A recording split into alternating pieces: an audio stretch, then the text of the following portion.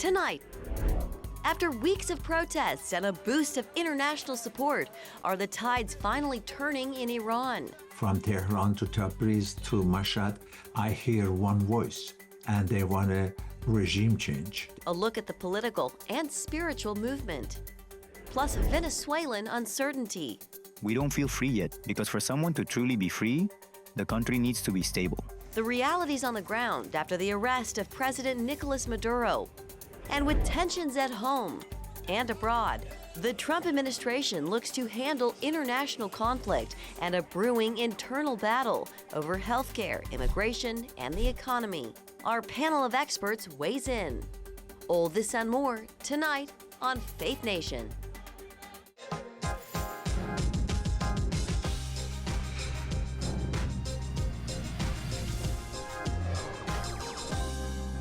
New details tonight on the fatal shooting that lit a political firestorm in Minneapolis. Good evening in Washington, I'm Jenna Browder. Renee Good, the 37-year-old woman shot and killed by an ICE officer in Minneapolis, was hit multiple times, including in the chest and possibly the head, according to a report by the city's fire department. The incident triggered a wave of unrest and heated debate over whether the officer was acting in self-defense. President Trump is now threatening to invoke the Insurrection Act, which would allow him to deploy U.S. troops to Minnesota. With nearly 3,000 federal agents already on the ground, the political fallout is escalating. Here now to discuss, CBN News Chief Political Analyst David Brody and Nathan Gonzalez, editor and publisher of Inside Elections and a Faith Nation contributor. Gentlemen, welcome. So let's start there with what's new. And that is, it appears Renee Good was shot multiple times. Nathan, does this change anything? And do you think it could escalate the situation on the ground in Minneapolis even further? I don't think those specifics really change anything. I think that the shooting and the killing of Renee Good, most people have made up their mind about kind of which side they're going to take on that. I think part of the frustration or tension that we're seeing is the difference between how law enforcement is treated, right? In one case, law enforcement, if you mistreat law enforcement, you might be shot, you might be fatally shot. In other cases, if you mistreat law enforcement, you might be pardoned by the president. And that is part of the tension that we continue to feel in this situation. David, this week, Minnesota Governor Walz, he made what he called a direct appeal to President Trump, urging him to turn down the temperature. Your thoughts on that, David, and some of the other comments that Walz made that kind of juxtapose that, many actually accusing him of really inflaming the situation. Yeah, I'm glad you used the word juxtapose. My goodness. I mean, talk about hypocrisy. He wants President Trump to turn down the temperature, and he's the guy calling ICE Gestapo. I mean, really? The Gestapo? I mean, this is the type of rhetoric that's going on from literally leaders there in Minnesota. So look, I think this is a cauldron that's just going to get worse, quite frankly. I hate to say that. I'm a half-full guy, but my analysis here is that I think it is going to get worse. And why? Because I think ultimately President Trump is going to go forward with that Insurrection Act. And what does that mean exactly? We were here, the Insurrection Act. But just so for everybody at home to understand, we're talking about the U.S. active military arresting United States citizens on the streets of an American city. I mean, shall we go back to Birmingham in 1957? I mean, this is for the history books, everybody. This is a big deal. But I don't think he's going to turn back. And the reason he's not going to turn back is because the folks in Minnesota aren't going to turn back. As much as Tim Walz says, let's lower the temperature, that they have escalated this every single step of the way. And I'm not sure that's going to change at this point. David, you mentioned the Insurrection Act. Some Republican senators are trying to sort of pump the brakes on that. And now there's some polling that shows more Americans view the ICE shooting in Minneapolis as unjustified rather than justified. David, is this politically a little bit risky for the president in a political sense? The visuals have not been good, to say the least, for the White House. The PR aspect of this, and politically as well, from a polling standpoint, won't be good at all. I mean, you see people getting dragged out of their car. We saw that woman a few days ago getting dragged out of her car. But if you actually do the full research on her, she said she was just going to a doctor appointment. It turns out she's been with Black Lives Matters for 10 years, some other progressive groups. She's been part of the pro-Palestinian causes, and she wouldn't get out of her vehicle when, or excuse me, she was was told to move the vehicle forward, and she wouldn't do that. She just stayed there. So this idea that she was going to a doctor's appointment, it seems sketchy to me, considering her past history in terms of being an activist for many of these causes. My point of telling you all of that is that sometimes people just see the visuals and go, oh, that's horrible. And that's where the PR problem comes in for the White House. Yeah, and you know, it is illegal to harass or impede federal law enforcement. All right, guys, let's shift gears and talk about health care. President Trump announcing this week an outline of a health care plan that he would like to see Congress consider. One of the big components is to send money directly to Americans for their health savings accounts and let them decide kind of how to cover insurance, how to pay for their health care. Trump's plan also focuses on lowering drug prices and requiring insurance companies to be more upfront about the costs and other things. Nathan, do you think this goes anywhere? Well, it would be hard for it to go anywhere because right now that it's more of a broad framework, actually, which is what Dr. Oz, who's in control, who is in charge of Medicaid and Medicare under the administration, he's called it more of a broad framework because it is not tied to a specific piece of legislation, right? This plan is not something that is waiting specifically on Capitol Hill for members to vote on, right? It's sort of what the president wants to accomplish. And I think there are things in there that could get support. But it doesn't address the premium hikes that are coming because of the ACA subsidies expiring. So we'll see that is going to happen unless something intervenes in the meantime. But one thing on the prescription drugs that the president has talked about and is in the official plan that the White House put out, he's talked about reducing the price of prescription drugs by 300, 400, or 500%. Now, I'm not a math major, but that is not a thing. If you reduce the price of something by 400 or 500%, that means you are paying people to take prescription drugs. And I think that could be wildly popular, but I'm just not sure that that's really, the White House and the president are making promises that are going to be, I think, difficult or not really going to happen. Yeah. David, your thoughts on what we've seen from the president and healthcare and, all of this really coming before, of course, the midterms in November. Well, the devil are in the details, and we don't have any details, so we don't know if it's an angel or a devil situation, if you will. And as for the midterms, Jenna, I'm glad you mentioned that because for something like this, this is called a heavy lift, if you will. And for this to get done in a midterm, look, this plan that the White House came out with now should have been done a year ago. Now, I understand they wanted to do the big, beautiful bill. They had other things to get going. But you had to at least start the ball in motion a year ago. You're going to start the ball in motion now and have Congress try to pass this in a midterm year election or a year for midterms? I'm not sure that's going to happen at all. By the way, on a separate note, they should probably call it the Great American Healthcare Act. That would be GAHA. I think that would be...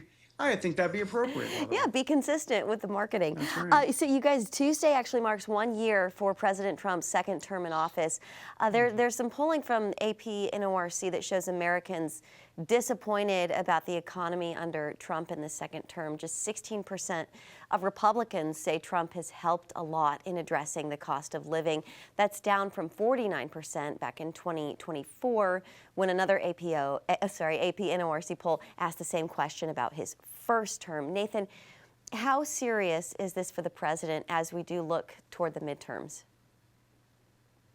I mean, it's serious. I mean, the president is in a rough political standing right now. Broadly, his job approval rating, more people disapprove than approve on specific issues, the economy, cost of living that you talked about, the direction of the country. People don't think the direction of the country is we're headed in the right direction. And that matters when we head into a midterm, because if people don't like the job the president is doing or don't feel like the country is headed in the right direction when Republicans are in control, then they're going to be looking for change, right? They're going to be looking for either the other party to come in and try to make some changes or to rein in the president if they think the president isn't doing the right thing. And so that is the concern, even though the president isn't on the ballot, that this is really a referendum on him and the direction of the country. Yeah, historically that is the case. It's the referendum on the party in the White House. All right, David and Nathan, thank you. Have a great weekend. You too. Up next, thousands killed, a bloody crackdown, and a world watching the latest on Iran and Trump's response when Faith Nation returns. Welcome back. Iran's deadly crackdown may have quieted the streets for now, But fear and frustration with the regime are still boiling underneath. Rights groups say thousands may have been killed by government forces, including women and children. And while the regime claims it has regained control, the world is watching and waiting to see how President Trump possibly responds. CBN Middle East Bureau Chief Chris Mitchell has the story. Even with reports of up to 30,000 killed, Iranian-born activist Dr. Amir Hamidi tells CBN News the uprising continues and springs from the heart of the Iranian people. From Azerbaijan to Balochistan to Kurdistan to southern part of Iran, from Tehran to Tabriz to Mashhad, I hear one voice, and they want a regime change. They want a freedom. They want a normal life. This Iranian woman, whose father is part of the regime, risked her life by calling in to a talk show.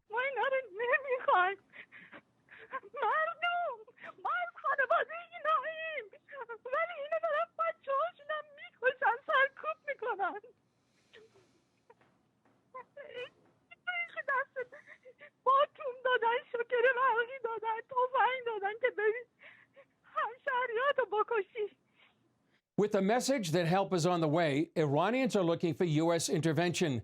The USS Abraham Lincoln Carrier Task Force is on the way to the region, but there are some reports Trump has decided not to intervene. The truth is, only President Trump knows what he's going to do, and a very, very small team of advisors are read into his thinking on that. U.S. Ambassador to the UN Michael Wall says the U.S. supports the Iranian people risking their lives for freedom. Well, this is our message. President Donald J. Trump and the United States of America stands by the brave people of Iran. Period. The delay so far by the U.S. is disappointing to Iranians, but some analysts say President Trump sent similar messages before attacking Iran's nuclear sites last June. He also needs time to put military assets in place. If the Iranian regime does fall, many believe it would be a game changer of historic proportions. Restored relations with America would be a sea change from a regime that daily calls for death to the U.S. Chris Mitchell, CBN News, Jerusalem. Thank you, Chris. Well, Raj Nair joins us now. He is a senior digital media host and producer with CBN News. Raj, you have been covering the story every day on the CBN News YouTube channel, and you've been speaking with Iranian Americans who still have deep ties and friends and family inside Iran. What are you hearing, Raj? What are they telling you about the situation, and how are their loved ones holding up? It's a mix of absolute devastation, a feel of betrayal, a feel of hopelessness mixed with some cautious optimism, right? I don't think anyone knows. I don't think even the president knows what's going to happen next, but there is, aircraft carriers moving into the region. So there's okay, so far it's been nothing. So far we're being killed, we're being slaughtered, but and I think the thing that's a little unsettling is it doesn't seem like anyone knows what the president is thinking, and some of the insiders would say, I don't think President Trump knows himself what he's going to do, but it's going to be something that if nothing happens from the outside, then this bloodshed, and that's what it is. It's not just a couple protesters. We're talking about a massacre. You want to talk about an actual genocide? Will probably be swept under the rug because you have, we could talk about this more. Foreign mercenaries, people that speak Arabic from Afghanistan that have come in and just are mowing down. It's not even protesters at this point. It's a revolution that's being quelled, and it's heartbreaking to the diaspora of Iranians all around the world. Raj, are there any personal stories you might be able to share from these Iranians, either inside the country or in the U.S., that have really kind of stuck with you or moved you? Yeah. We actually did a video with Ara Tarosian. He's a pastor in LA, and he played for me in real time. I wasn't prepared for it. This woman basically explaining what's happening. It's the first time I've cried on camera in a long time because you could just hear the pain, the hopelessness, the devastation, the grief, and he was just playing for it on our video together, saying, they shot him with a shotgun. He died in his family's arms. The cousin tried to save him, but he couldn't for hours. And they're just killing us. They're just killing us. And this pastor, this kind of famous Iranian pastor at this point. You might recall the video, I don't know, a few months ago, where these Iranians were being arrested by ICE, and he was saying, hey, don't deport them, because if they get sent back to, these Christians get sent back to Iran, it's going to be bad. That's kind of who this pastor is. So he's become kind of a public figure, I guess you could say, speaking for the Iranian people. And he just gets bombarded with these kind of phone calls where he basically said, I'm tired of crying. And the really heartbreaking thing that he said is, I'm tired of praying, because it's just, nothing's happening. And I'm just overwhelmed by day in, day out, these just horrible voice memos and WhatsApp messages and Telegram videos I'm seeing, and nothing's happening. Nothing's changing. We're pleading with the American administration. We're pleading with the West. No one's coming to our aid. And, you know, people see what happened in that guy who, you know, did some bad stuff, some drug stuff. And here you have the head of the snake and nothing's happening. But at the same time, like I said earlier, Jenna, there is a cautious optimism that Trump is up to something. I mean, this is very similar to what happened with the nuclear thing happening, right? Where it's like, he was kind of playing his poker chips, where he's like, hey, I'm not going to do anything. And then boom, suddenly he did something. So Right. there is hope that the words coming out of the White House are simply posturing to maybe throw off the Iranian regime. Raj, what do you think some of these Iranians, what would they like to see done in Iran from a U.S. standpoint? Yeah, I asked that just about everyone I speak with, and they say, listen, we don't want American boots on the ground. That's not what we want. But we know that I get mixed answers to this exact question. We just say we need help. We need intervention. We need something. What that looks like, airstrikes, what that looks like, helping us fight back, what that looks like with a cyber attack. You hear different responses, but the more than anything is, we don't want American troops. We can do it, but we're just facing, you know, machine guns and automatic weapons and shotguns with sticks. And so we can't do this. We just need you to act. What that actually looks like, you'll hear different answers, but overwhelmingly they're saying we don't want American troops. We just need you to act to help us basically push this thing across the finish line. Yeah. Okay. Raj Nair, great to get your insight and hear some of the things you're hearing from your sources. Raj Nair, thank you. Have a great weekend, Raj. Up next, tensions in Latin America. Will Maduro's ouster in Venezuela bring real change?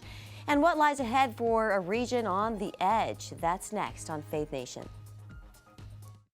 Well, the political landscape across Latin America is shifting after the removal of Nicolas Maduro, and Venezuelans are watching closely to see whether his ouster brings real freedom or more uncertainty. Meanwhile, in neighboring Colombia, a war of words with Washington almost sparked a diplomatic crisis in a region already on edge. Chuck Holton has more from Bogota.